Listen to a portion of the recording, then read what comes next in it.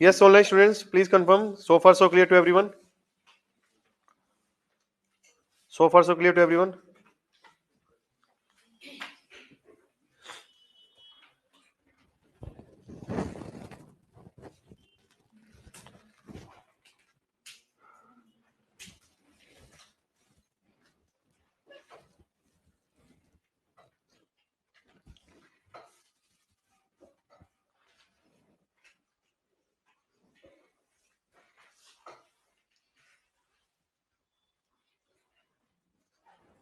तो आज आपका लगभग खत्म ही हो जाएगा फर्स्ट क्वार्टर का।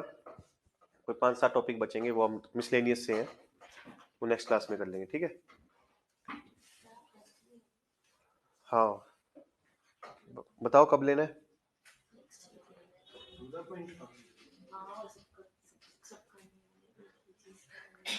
नहीं, सबका नहीं।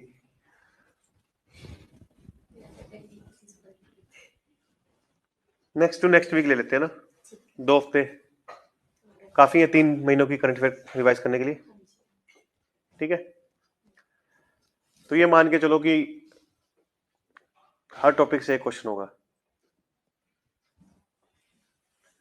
You have to revise every topic. ये मत करना कि इंपॉर्टेंट वाले कर लेते हैं, या आप बाद में आ जाओ क्लास के बाद sir important topic mark out कर दो, ठीक है। या यूपीएससी में ये नहीं चलता। एवरी इंपॉर्टेंट इस टॉपिक उसको रीड आउट करो, बस ब्रॉडर मैनर में चीजें याद रखो, कोई ज्यादा चीजें रटने वाली नहीं है, ठीक है। फैक्ट्स को अवॉइड करना रटने के लिए, जो इंपॉर्टेंट फैक्ट्स है हमने आपको क्लास में बताया कि बस ये याद रखना है। बाकी फैक्ट्स को अवॉइड करना, आपको चीजें क्या याद रखनी है, बस कॉन्सेप्ट याद रखने हैं, ठीक है। यूपीएससी ज्यादातर कॉन्सेप्ट पे क्वेश्चन बनाती है, ठीक है।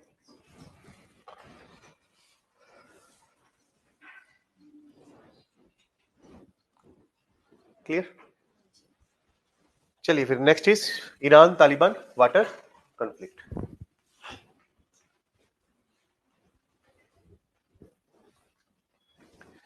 तो ईरान और तालिबान के बीच में, अफगानिस्तान के बीच में एक रिवर वाटर कॉन्फ्लिक्ट चल रहा है।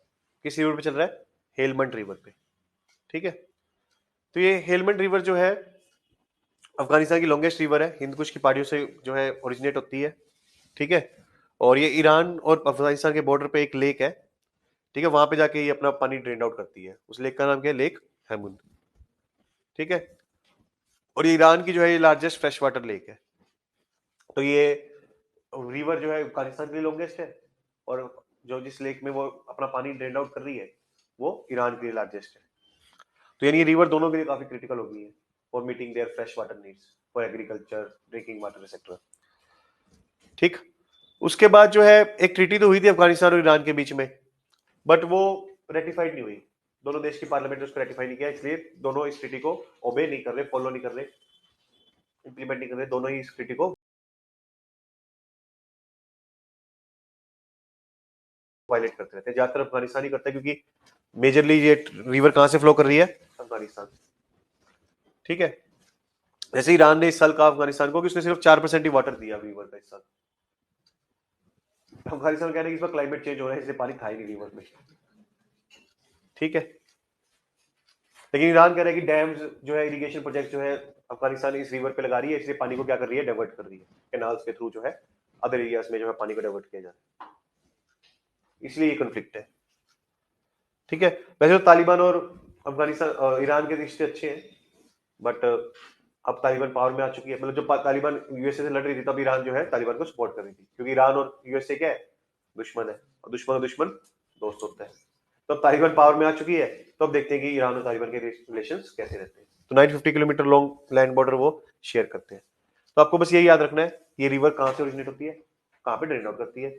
लॉन्गेस्ट रिवर अफगानिस्तान की, और लेक हरमुन में जो जो है ये ड्रेन आउट करती है, वो लार्जेस्ट फ्रेश वाटर लेक है किसकी? ईरान की, ठीक है। और डिस्प्यूट किसके बीच में? ईरान और अफगानिस्तान के बीच, ठीक है। यहीं से बस इतने पे ही प्रीलिम्स का क्वेश्चन बनेगा। मैच भी फॉलोइंग दे देंगे, हेलमंड रिवर आगे लिख देंगे, सपोज सीरिया, ठीक है। तो आपको आइडेंटिफाई करना है कि स्टेटमेंट जो पेयर मैच हुआ वो करेक्ट हुआ कि नहीं हुआ। तो इस तरीके से क्वेश्चन आएगा, ठीक है। उसके बाद अंतर्राष्ट्रीय योग दिवस, मीडिया सम्मान। तो ministry of information and broadcasting ने डिसाइड किया कि वो दूसरी बार जो है ऐसे अवार्ड्स देने जा रही है। इससे पहले वो 2019 में दे रही थी। ये बेसिकली मीडिया ऑर्गेनाइजेशन को दिया जाता है जो बेसिकली योगा को प्रमोट कर रहे हैं वर्ल्ड वाइड, ठीक, ग्लोबली जो योगा को प्रमोट कर रहे हैं। तो इसमें 33 कैटेगरीज में दिया जाएगा, प्रिंट, टेलीविजन, रेडियो कैटेगरीज में, 22 इंडियन लैंग्वेजेस, और जिन्होंने इंग्लिश में जो है बेसिकली ये योगा को प्रमोट किया। एक जूरी बनाएगी जो कि डिसाइड करेगी किसको ये अवार्ड मिलेगा, उसमें वही ट्रॉफी वगैरह मिलेगी, ठीक है। और एक याद रखना कि इंटरनेशनल डे ऑफ योगा कब है, 21 जून को। उसके बाद है L20 समिट। तो ये याद रखना, योगा दिवस दिवस मीडिया सम्मान किसने दिया, ministry of information and broadcasting. Question यहां से बन सकता है क्योंकि किस मिनिस्ट्री ने ये अवार्ड अनाउंस किया, ठीक है। उसके बाद है L20 समिट। तो रिसेंटली पटना में वो G20 चल रही थी अपनी, वो जो दिल्ली में थी, बट उसके फॉलोअप के लिए जो है काफी सारी मीटिंग्स हुई थी। तो उसमें एक L20 मीटिंग हुई थी। तो G20 के अंदर ना काफी सारी मीटिंग्स हुई थी, उसी के बारे में पढ़ते हैं। यहाँ से आपका एक प्रीलिम्स का क्वेश्चन बन सकता है, फैक्चुअल सा डाटा है ये। तो होता क्या है ना, जैसे इंडिया में G20 हुई थी, तो ऐसा नहीं है कि कब हुई थी, सितंबर में। तो सितंबर को जो है G20 के लीडर्स आ गए, मीटिंग हुई और चले गए, नहीं। पिछले एक साल से जो है G20 की तैयारियां चल रही थी, ठीक है। तो G20 कंट्री से जो है मान लीजिए विमेन रिप्रेजेंटेटिव्स आ रहे थे या लेबर रिप्रेजेंटेटिव्स आ रहे थे, वो डिस्कस कर रहे थे, ठीक है। और जिन मुद्दों पे मान लीजिए कंसेंसस बन गई, तो उन्हीं मुद्दों को जो है जो G20 के लीडर्स आते हैं, मतलब प्राइम मिनिस्टर, प्रेसिडेंट आते हैं, उनके सामने रखा जाता है, वो उसको प्रूव कर देते हैं, और फिर वो G20 डिक्लेरेशन का पार्ट बन जाता है, ठीक है। तो यानी जो G20 की मीटिंग थी उसकी प्रिपरेटरी वर्क तो एक साल पहले से ही स्टार्ट हो चुकी थी। तो उसके लिए जो है इंडिया में बहुत सारी मीटिंग्स G20 रिप्रेजेंटेटिव्स की हो रही थी, ठीक है। तो वो G20 डिफरेंट सेक्टर से जो रिप्रेजेंटेटिव्स आ रहे थे, उन्हीं की मीटिंग्स जो है यहाँ पे लिखी गई है। जैसे एक बिजनेस 20 थी, इसमें जो बिजनेस लीडर्स थे G20 कंट्रीज के, वो आए थे, ठीक है। ऐसी सिविल 20 थी, इसमें सिविल सोसाइटी ऑर्गेनाइजेशन के रिप्रेजेंटेटिव आए थे। ऐसी लेबर 20, ये लेबर यूनियन, जो ट्रेड यूनियंस होती है, उनके रिप्रेजेंटेटिव्स आए थे। पार्लियामेंट 20, इसमें स्पीकर्स आए थे डिफरेंट कंट्रीज के, ठीक है। साइंस 20, इसमें साइंटिस्ट आए थे, ठीक है। और सुप्रीम ऑडिट इंस्टीट्यूशन, इसमें कैग से मेंबर आए थे डिफरेंट कंट्रीज के, कंट्रोलर ऑडिटर जनरल के। ऐसे स्टार्टअप, इसमें स्टार्टअप से रिप्रेजेंटेटिव आए थे, ठीक है। थिंक 20, जैसे इंडिया में थिंक टैंक कौन सा है, नीति आयोग। काम क्या होता है इसका, सोचना, थिंक टैंक, क्या आइडियाज देना, नए नए आइडियाज देना, for better policy making, for better policy implementation etcetera, ठीक है। तो उनके रिप्रेजेंटेटिव्स आए। अर्बन 20, इसमें मेयर्स आए, इसमें मेयर्स आए। फिर वीमेन 20, इसमें वीमेन रिप्रेजेंटेटिव्स आई, ठीक है। फिर यूथ 20, इसमें यूथ रिप्रेजेंटेटिव्स आए। तो ये कई मीटिंग्स ना कई बार होस्ट कंट्री इनिशिएट करता है। जैसे सिविल 20 को 2013 में ही लॉन्च किया गया था, लेबर 20 को 2011 में फ्रांस ने लॉन्च करवाया था। फ्रांस में जब वहां पे G20 मीटिंग हो रही थी, तो फ्रांस ने कहा कि हम labour representatives of G20 countries को इनवाइट करेंगे, तो वो आने स्टार्ट हुए और मीटिंग हुई, ठीक है। ऐसी P20 में जो है कनाडा ने इसको स्टार्ट किया, that is for parliamentary meeting of G20 countries, तो वहां पे स्पीकर्स को बुलाया, ठीक है। साइंस 20 को जर्मनी ने इनिशिएट करवाया, ठीक है। और सुप्रीम ऑडिट इंस्टीट्यूशंस की ग्रुपिंग को इंडोनेशिया ने इनिशिएट करवाया, और स्टार्टअप 20 को इंडिया ने इनिशिएट करवाया। तो ये याद रखना, स्टार्टअप 20 को कि हमने करवाया इस साल, ठीक है। T20 think tank 20 Mexican presidency के दौरान स्टार्ट हुआ। अर्बन 20 जो है अर्जेंटीना प्रेसिडेंसी के दौरान स्टार्ट हुआ। विमेन 20 जो है टर्किश प्रेसिडेंसी के दौरान स्टार्ट हुआ, ठीक है। क्लियर है। तो इस तरीके से डिफरेंट G20 में जो है डिफरेंट ग्रुपिंग्स की मीटिंग्स जो है स्टार्ट हुई, क्लियर। तो इसमें क्वेश्चन आपका इस तरीके से भी होता है, Y20, W20, U20 क्या है, T20 क्या है, ठीक है, S20 क्या है, SAI20 क्या है, P20, L20 क्या है, B20 क्या है, एक्सेट्रा। तो इस तरीके से क्वेश्चन आ सकता है। टफ क्वेश्चन बनाने पे तो पूछेगी कि L20 किसकी प्रेसिडेंसी में स्टार्ट हुआ था, विमेन 20 किसकी प्रेसिडेंसी में स्टार्ट हुआ था, विमेन 20 किसकी प्रेसिडेंसी में स्टार्ट हुआ था, टर्की की। ऑडिट इंडोनेशिया, इंडिया स्टार्टअप, ठीक है, लेबर फ्रांस, और P20 पार्लियामेंट्री 20 कनाडा, ठीक है, साइंस जर्मनी। तो वैसे तो याद हो जाएगा, ठीक है, इसको याद करने की कोशिश करना, तो यहाँ से क्वेश्चन बन सकता है। तो इस साल G20 मीटिंग हुई, तेरी हाई एक्सपेक्टेशन कि यहाँ पे क्वेश्चन आएगा, ठीक है, समझे।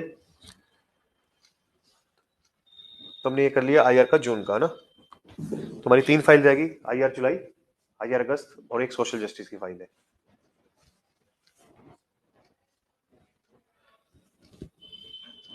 ये हैंग हो गया क्या?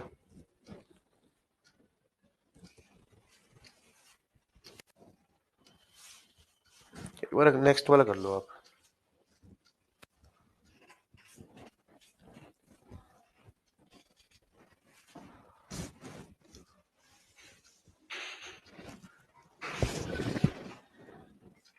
क्लियर है? तो next is economic community of western African states. तो नाइगर में जो है एक कूप हुआ था, ठीक है, उसको रोकने के लिए जो है economic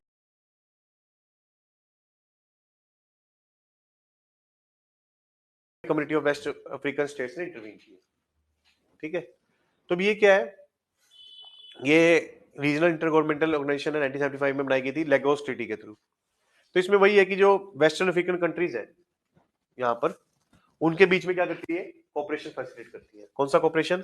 economic cooperation, political cooperation, connectivity cooperation, ताकि free movement of people, goods and services हो सके, ठीक है। बॉर्डरलेस रीजन हो, कि एक कंट्री से दूसरे कंट्री में जाना हो तो आपको कोई वीजा वगैरह ना रिक्वायर्ड हो, जैसे यूरोप में आप एक कंट्री से दूसरे कंट्री में घूम सकते हो ना इजीली, वैसे ही घूम सको। रूल ऑफ लॉ प्रमोट हो, गुड गवर्नेंस प्रमोट हो, और पॉलिटिकल चैलेंजेस और सिक्योरिटी चैलेंजेस को मिलकर जो है एड्रेस करते हैं। तो कू क्या है? पॉलिटिकल चैलेंज है। सिक्योरिटी चैलेंज, कोई इंसर्जेंसी सेक्टर का फेस करे तो उसको मिलके जो है डील कर सके, ये इसका ऑब्जेक्टिव है। तो उन्होंने एक रीजनल पीस कीपिंग फोर्स भी जो है बनाई हुई है, economic community of West African states monitoring group. जैसे अब इन वेस्टर्न अफ्रीकन कंट्रीज में कोई वो आ जाती है, कू हो जाती है, इंसर्जेंसी थ्रेट हो जाती है, तो ये पीस कीपिंग फोर्स वहां पे डिप्लॉय की जाती है to deal with this kind of cases, ठीक है। और सिंगल करेंसी भी ये लॉन्च कर चुके हैं टू प्रमोट इकोनॉमिक इंटीग्रेशन, की एक ही करेंसी जो इन कंट्रीज में चलेगी, ठीक है। और इस पीस कीपिंग फोर्स के थ्रू वो एक्शन ले रहे हैं terrorism, human trafficking, organised crime के अगेंस्ट। पीस कीपिंग फोर्स का काम क्या होता है? जैसे यूएन की पीस कीपिंग फोर्स होती है, वो पुलिस का काम करती है। जैसे दंगे फसाद हो जाते हैं, पुलिस क्या करती है, दोनों वॉरिंग ग्रुप्स को, कॉन्फ्लिक्टिंग ग्रुप्स को साइड में कर देती है और वहां पे जो है पेट्रोलिंग करनी स्टार्ट करती है ताकि दोनों लोग ना लड़े। तो ये पीस कीपिंग फोर्स करती है कि सरकार और इंसर्जेंट्स लड़ रहे हैं, उन दोनों को हटा देती है, ठीक है, और वहां पे जो है खुद जो है पेट्रोलिंग करनी स्टार्ट करती है ताकि दोनों आपस में ना लड़े, ठीक है। समझ आई? तो ये पुलिस का काम करती है काइंड ऑफ, समझ आइए। 15 मेंबर स्टेट्स हैं इसमें, Benin, Burkina Faso, Cape Verde, Cote d'Ivoire, Gambia, Ghana, Guinea, Guinea Bissau, Liberia, Mali, Nigeria, Sierra Leone, Senegal and Togo. आपका ये होमवर्क आपको ये मैप वर्क में करना जाएगा, इन सभी कंट्रीज को आइडेंटिफाई करना अफ्रीका के मैप में, और एक ब्लैंक मैप में जो है इसको आपको लोकेट भी करना है, ठीक है।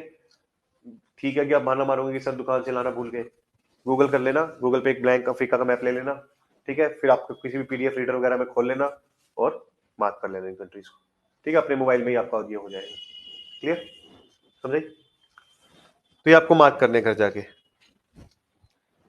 तो सीधा क्वेश्चन आपका है, इस पे भी आ सकता है, ठीक है। एक बार पहले हम सोशल जस्टिस की फाइल कर लेते हैं। सोशल जस्टिस जून अगस्त, है ना, तो यानी हमारी रह गई है जुलाई की।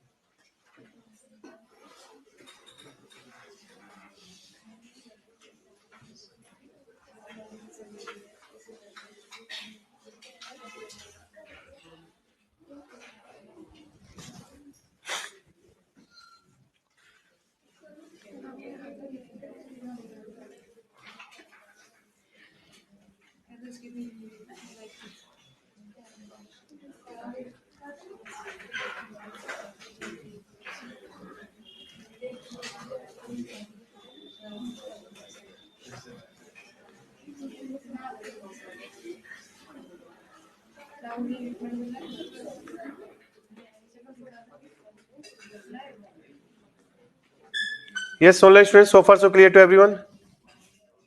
Yes, good morning, Utsav. चलिए,